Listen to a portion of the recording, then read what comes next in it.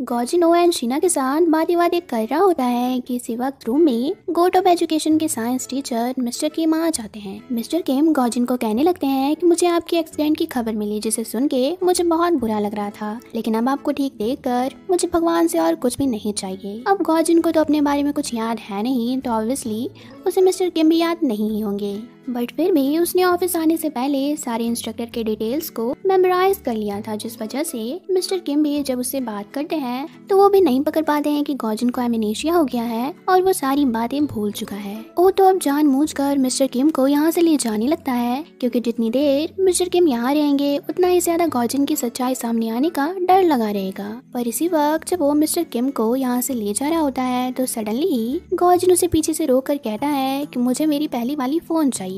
वो भी उससे कहता है कि वो तो एक्सीडेंट के वक्त ही बहुत ज्यादा डैमेज हो गई थी, लेकिन तुम्हें वो अभी क्यों चाहिए।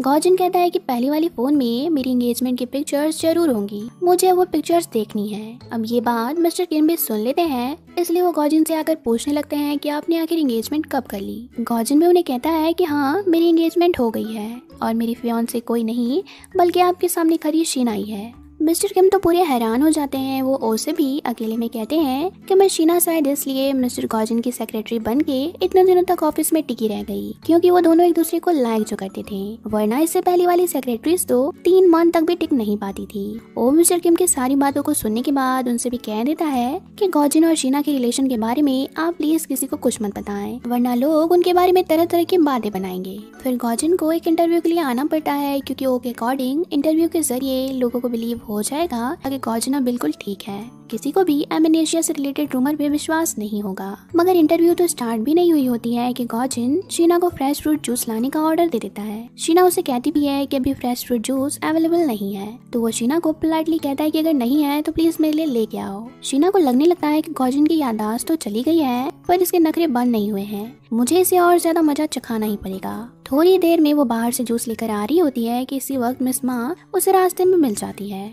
और शीना को नीचा दिखाकर काफी ज्यादा ताने मारने लगती है। शीना पहले तो चुपचाप मिस माँ की सारी बातों को सुन लेती है, मगर फिर वो उन्हें जाने से रोककर अकेले में ले जाती है और गुस्से से सारा फ्रूट का जूस उन पे फेंक देती है और साथ ही उनसे कहने लगती है कि अगर दोबारा आपने मुझे ह्यूमिलिएट करने की कोशिश भी की तो मैं आपको छोड़ूंगी नहीं। मिस माँ तो शीना के ऐसे बिहेवियर को देखकर शॉक हो जाती है, क्योंकि इससे पहले कभी भी शीना ने मिस माँ से ऊंची आवाज में बात तक नहीं किया था। मिस माँ भी उससे कहती है कि तुम्हारा दिमाग तो ठीक है जो तुम मुझे इस कदर से बात कर रही हो, अगर मैंने चाह लिया तो मैं तुम्हें चुटकियों में कोर्ट ऑफ एजुकेशन से निकलवा सकती हूँ। शीना भी उन्हें यहाँ सीधे सीधे रिप्लाई में कह देती है कि आपको जो भी करना है करिए, मुझे अब कोई फर्क नहीं पड़ता है। शीना ऐसा इसलिए कह रही है क्योंकि वो जानती है कि वो किसी भी वक्त मर सकती है, इसलिए अब उसे किसी भी बात की परवाह नहीं है। इधर इंटरव्यू शुरू हो जाती है और गॉजिन से उसके एक्सीडेंट रिलेटेड बातें इंटरव्यूअर पूछे जा रहा होता है, जिसपे वो नॉर्मली आंसर भी करता है। बट जैसे ही उसे पूछा जाता है कि मिस्टर गॉजिन, आपको रियल कल्प्रिट जिसने आपका एक्सीडेंट किया, आपकी जान लेने की कोशिश की, क्या उसके बारे में आपको कोई भी बात याद है? तो इसी सवाल पे गॉजिन की हालत बिगड़ जाती है और वो फौरन ही बेहोश हो जाता है। बेहोश होने के थोड़ी देर बाद उसे जैसे ही होश आता है तो वो उसे कहने लगता है कि मैंने आज का इंटरव्यू पूरा ही खराब कर दिया, मेन टाइम पे ही मेरे सर में बहुत दर्द होने लगा था।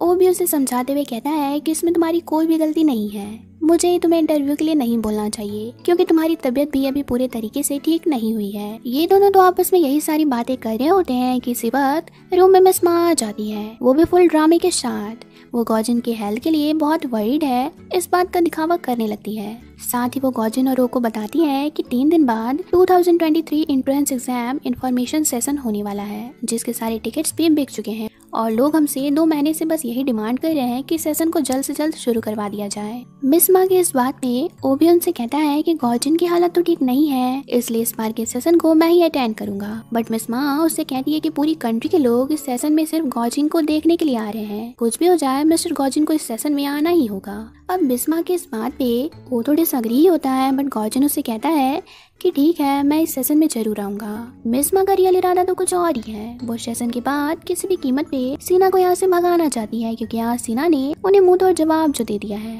अब गोट ऑफ एजुकेशन कंपनी में हर कोई शातिरपना करने में लगा ही हुआ है, तो यहाँ की क्लीनर पीछे कैसे रह सकती है? वो भी पुरानी तीनों सेक्रेटरीज के साथ वॉशरूम में इकट्ठा होकर गॉजिन के बारे में बातें डिस्कस कर रही है। इसी वक्त एक सेक्रेटरी कहती है कि मिस्टर गॉजिन की जान लेने की कोशिश जिसने भी की है वो अभी तक पकड़ा क्यों नहीं गया है। जबकि क्राइम साइट पे मतलब मिस्टर गॉजिन के वेकेशन हाउस के बाहर बहुत सारे सीसीटीवी कैमरास तो होंगे ही। उन कैमरे में क्रिमिनल का चेहरा भी जरूर दिखा होगा, फिर क्रिमिनल अभी तक पकड़ा क्यों नहीं गया है। ये सुनते ही दूसरी वाली सेक्रेटरी रोने लगती है और बताती है कि उस रात मैं भी मिस्टर गॉजिन के घर उन्हें डराने के पर्पस से गई थी। कैमरे में मेरी शक्ल ना दिख जाए इसलिए मैंने सारे कैमरेस को डिस्ट्रॉय कर दिया था। इस बात पे क्लीनर और बाकी की 2 सेक्रेटरी से पूछते हैं कि अगर उस रात तुम वहाँ गई थी तो तुम्हें क्रिमिनल को भी देखा ही होगा। तभी ये बताती है कि क्रिमिनल का तो नहीं पता, पर शीना को मैंने उस रात देखा था। अब इन सबको 1 मिनट के लिए ये लगने लगता है कि शीना उस रात वहाँ इसलिए गई थी क्योंकि गॉजिन और उसके बीच में अफेयर चल रहा है और शायद इसी कारण से गॉजिन ने शीना को जॉब पे अभी तक रखा है, उसे फायर नहीं किया है। मगर फिर क्लीनर यहाँ कहने लगती है कि ऐसा नहीं हो सकता है, गॉजिन और शीना पे तो मैं सारा दिन ही नजर रखती हूँ, अगर उन दोनों में कुछ चल रहा होता तो मुझे जरूर मालूम हो जाता। अब 3 दिनों बाद एंट्रेंस एग्जाम इन्फॉर्मेशन का सेशन शुरू हो जाता है, जो कि बहुत ही बड़ा सेशन है क्योंकि इस सेशन के लिए इतने लोग आ रहे हैं कि सड़क पे ट्रैफिक जैम हो गई है। सारे के सारे इंस्ट्रक्टर भी रेडी होने में लगे हुए हैं। गॉजिन भी सूट वूट में तैयार हो चुका है, पर शीना उसे देखते ही उसके क्लोज आकर उसकी टाई ठीक करने लगती है। टाई ठीक करने के बहाने से वो टाई को जानबूझकर इतना ज्यादा टाइट कर देती है कि गॉजिन को सफोकेशन होने लगती है। फिर वो गॉजिन को कोल्ड कॉफी पीने को देती है, ये कहकर कि हनी आपको ये बहुत पसंद थी, जबकि रियलिटी में तो गॉजिन गर्म कॉफी पीता था और वो भी 70 डिग्री पे गर्म हुई कॉफी। शीना अपने रिवेंज के चक्कर में गॉजिन को परेशान होता देखना चाहती है और कहीं ना कहीं ये सब करके वो अपने मकसद में कामयाब भी हो ही रही है। इसके बाद ऑफिस में एंट्री होती है मिस्टर पार्क की। वो बड़े से बुके के साथ यहाँ पर आए हैं और गॉजिन की हालत पे उसका इनडायरेक्टली मजाक बनाने लगते हैं। गॉजिन तो चुपचाप बैठा होता है क्योंकि उसे कुछ भी याद नहीं आ रहा है कि मिस्टर पार्क के साथ उसके पहले कैसे रिलेशंस रहे हैं, पर फिर भी वो मिस्टर पार्क की बकवास पे ध्यान नहीं देता है, जिससे मिस्टर पार्क भी थोड़े चिढ़ जाते हैं और यहाँ से चले जाते हैं। दूसरे सीन में हम मिस्टर कांग को गैम्बलिंग करते हुए देख रहे हैं, बट वो यहाँ पर अपने सारे पैसे हार जाते हैं,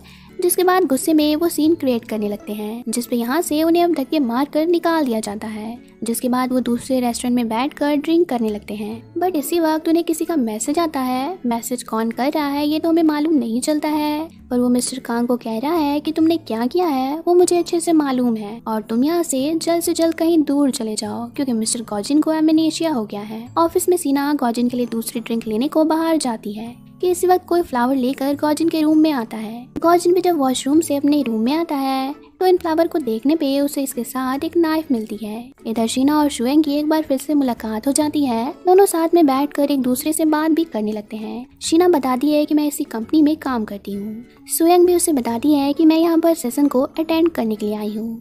सीन वापस से शिफ्ट होती है और इस बार तो हमें दिखाया जाता है कि गॉजिन के रूम में मिस्टर कांग ही आए हैं। गॉजिन मिस्टर कांग को देखकर उनसे पूछता है कि आप कौन हैं, क्या मैं आपको जानता हूँ। तो इस पे मिस्टर कांग झूठ कहकर कि नहीं मैं आपको नहीं जानता हूँ और मैं गलती से आपके रूम में आ गया हूँ, ये कहकर यहाँ से जाने लगते हैं। बट इसी वक्त गॉजिन उन्हें जाने से रोक लेता है और उनके पास जाकर सीधे उनके पॉकेट से फ्लाइट की टिकट्स निकालकर उन्हें देखने लगता है और उनसे पूछ भी लेता है कि क्या आप कहीं जा रहे हैं या फिर शायद आप किसी से बच के भाग रहे हैं। इसके बाद गॉजिन अलग फेशियल एक्सप्रेशन बनाकर मिस्टर कांग से अचानक से कहने लगता है कि लोगों को लग रहा है कि एमनेशिया बच्चों का खेल है। एमनेशिया आजकल ड्रामास में कॉमन जो हो गए हैं। तो मिस्टर कांग क्या आपको भी लगता है कि मुझे एमनेशिया हो गया है? इसी सीन पे एपिसोड तो खत्म हो जाती है, लेकिन गॉजिन के वियर्ड बातों से ऐसा लगता है कि शायद उसे एमनेशिया नहीं हुआ है और वो सब कुछ भूलने का दिखावा कर रहा है। मिस्टर कांग ने क्या क्राइम किया है शायद ये भी गॉजिन अच्छे से जान रहा है। तो मिलते हैं नेक्स्ट पार्ट में। Thanks for watching.